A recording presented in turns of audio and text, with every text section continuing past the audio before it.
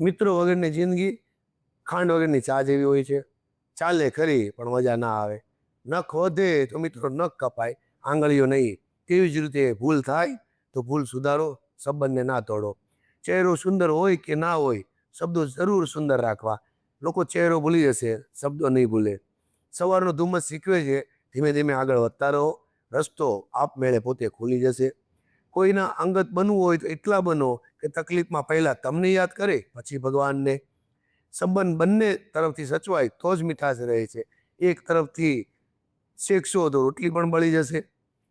સફળ માણસ તે છે જે તૂટેલાને બનાવી જાણે અને રૂઠેલાને મનાવી જાણે. સફર કેટલો છે ખબર નથી, પરંતુ જો સાથે તું છે તો એ અનમોલ છે મારા માટે.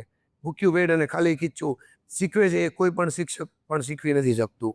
આપણે હિસાબ કરીએ આપણી રીતે, પરંતુ ઉપરવાળો હિસાબ કરે છે પોતાની રીતે. આપણે કેટલા સાચા કેટલા ખોટા એ ફક્ત પરમાત્મા અને અંતરાત્મા જાણે છે. ફૂલ બનીને હસવું જ જીવન છે. કોઈ માટે હારીને ખુશ થવું પણ જીવન છે. કોઈને રડાવીને કરેલા હવનથી પણ સારું છે કે કોઈને રોજ ખુશ રાખવા. ઘણીવાર કારણ મળે છે ત્યારે સંબંધો પાછા મળતા નથી.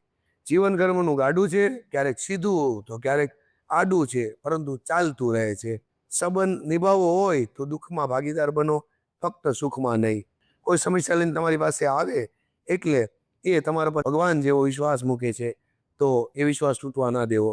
મિત્રો જો ગમી હોય તો લાઈક કરો, શેર કરો. રામ રામ, જય સિયારામ, ભારત માતા કી જય.